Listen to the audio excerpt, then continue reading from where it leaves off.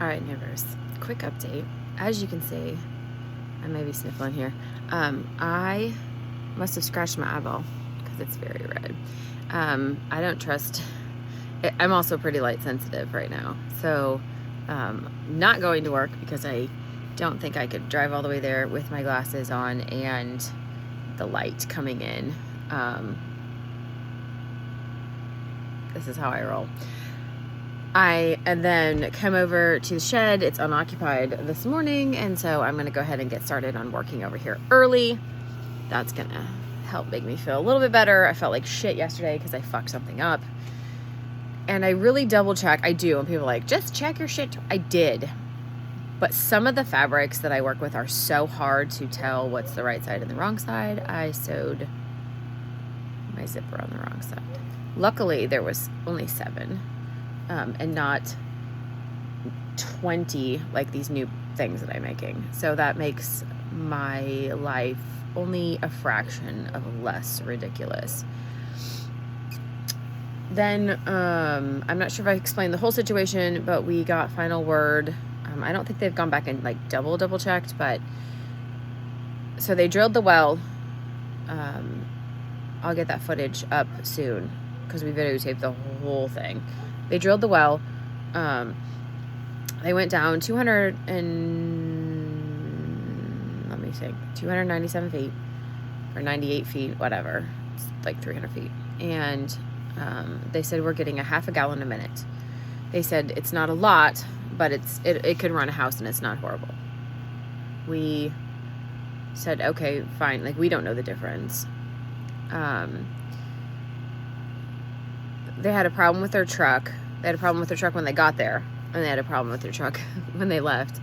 And so they needed to go get a new hose. They cracked a hose or something, and they said, do you care if we leave the truck here overnight? We'll come back and fix it tomorrow. They had to go, the shop that they needed to get their hose at is where my husband works anyway. So I said, no, like, we don't care. We haven't been over there since, so it's not like your truck's gonna be in the way or anything. They went, got the hose, got it fixed. The next day, they had one more kind of in this area that they were going to drill. They drilled through that one, and then they wanted to come back and double check, and they ran a plumb bob down there. I don't know. I come from the wood building world, not the water world. And it only had 3 feet of water, or six feet of water down at the bottom. And in 24 hours, that's horrible. So we were presented with the conundrum of, do we go forward and try and dig deeper and see if we can get something? He said something to the effect of, around here between 400 and 800 feet there's not water. You'll get nothing. So your options are, we can go try to see if we can get down to 400 feet. If you get to 400 feet and there's still nothing, then you have to make the next decision of, will we go keep trying and get down, break through 800 feet? Because I think at 800 feet or 8 to 1200 feet, I think you're kind of guaranteed water. But then you're also, all the other things are more expensive. Like, it takes a longer pump and a bigger pump to pump it out and all that stuff. He said you might get lucky, and it might then have kind of, I'm gonna say, enough pressure, which I'm not sure that's the right word, but to be able to fill up the tank, and then you don't have to have the 800 foot pump. You just have to have enough, wherever the normal kind of line resides. So you might be able to get away with a 300 foot pump, and the water will just kind of continually keep that full. So I said, well, we've come this far. It's only going to be another couple $100, I think, to do it. And it's $21 a foot to drill. So I said, you might as well try it. And then if it doesn't get down, if we get to the 400-ish mark and it doesn't work, then we're going to have to figure that out. And he came back and said, we got to 400 foot, which the drill bit doesn't go all the way like level to the ground. So there's, I think, a 2-3 foot gap there. So what is that? 398 or something. but I think they got close to that or around there, and they got 1 gallon a minute. So hopefully that'll be enough to sustain our house. We are going to have catchment anyway, so if I can design the house so that we can get catchment to do things like flush toilets, or I don't know, depends on the catchment water and how much we filter that. I'm not sure that I would really want that for drinking water, but if you filtered it enough, nobody cares. Like we drink well water right now. The main point of it is I didn't want to have to connect to city water. I will not connect to city water because, one, right now it's $2,500 just to do the tap. And then you say, well, gee, dumbass, you just spent $6,200 on a well. Yes. But right now, one, they just raised the rates. Not a ton, I don't think, but they just, people already can't freaking afford food. My bill from Walmart that just got delivered yesterday was $300. I bought 1 package of chicken. I did buy 1 bag of dog food. It was $35. Because they seem to be about the only ones that have that kind that we use just for the puppies. We are working on getting enough meat on our property to start feeding them raw. I just didn't want to start rabbits here until we moved to the new place, because trying to move rabbits in cages is probably enough to make me want to just throw up my hands and freak out.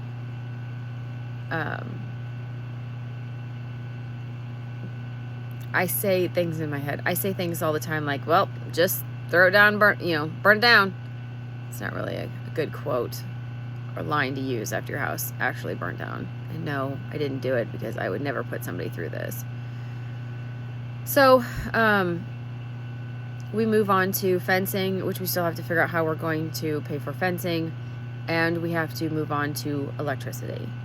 Obviously, hooking to the grid is a lot cheaper initially. But again, I would really, really, really, really, with every fiber of my being, rather not have anybody have the right to come walk on my property. I know that sounds weird, especially for people who are in town who are like, oh, neighbors are always coming over, whatever. I'm not doing it. And so I'm going to talk to Sean again today and see maybe if we can afford a system that's big enough for our camper. And then as we kind of get used to the system, we can add on to it as our needs aren't going to get any bigger. Well, I mean, we want to wash and dryer eventually, but I also love to hang things out on the line. I'm that kind of person.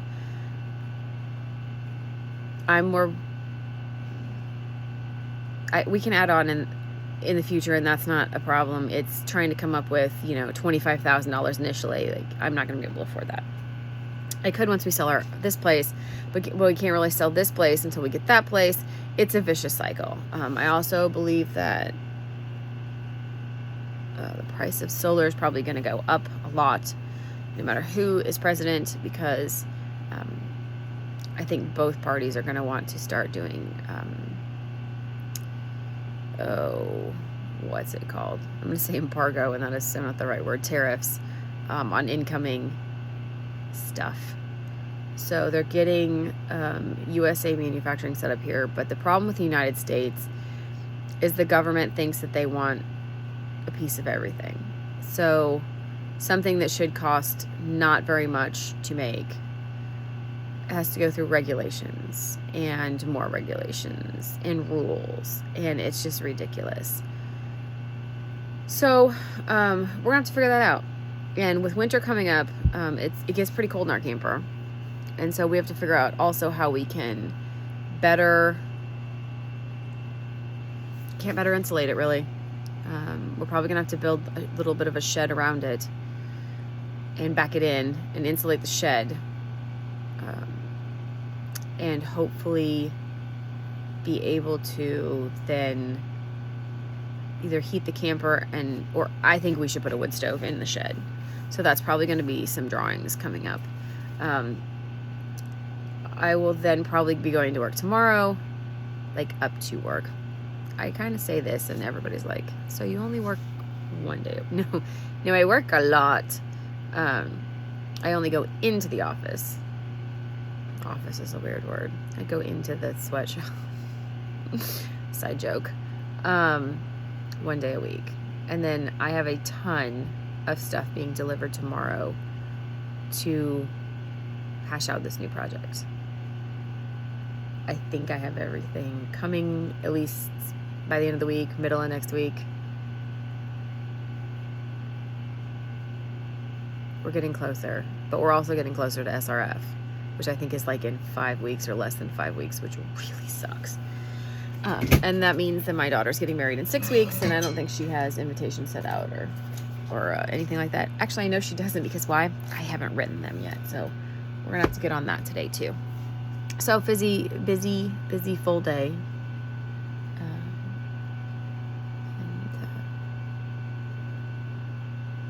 Just keep moving forward. And somebody said motivation is non-existent. Like, it's not a thing. It's a farce. Determination and perseverance, grit and fortitude, that's what we have. We are making a choice to move forward. I could lay down and bawl. I thought about it last night. It wouldn't do any good. My eye, you can see it's already getting a little watery. It's the light reflecting off my, I'm light sensitive, the light reflecting off my white table. Anyway, so that's what we're going to do. We're choosing to take one step forward because we're not going to lay down and die. We're not those kind of people. Definitely not. So keep moving forward. See you on the next one.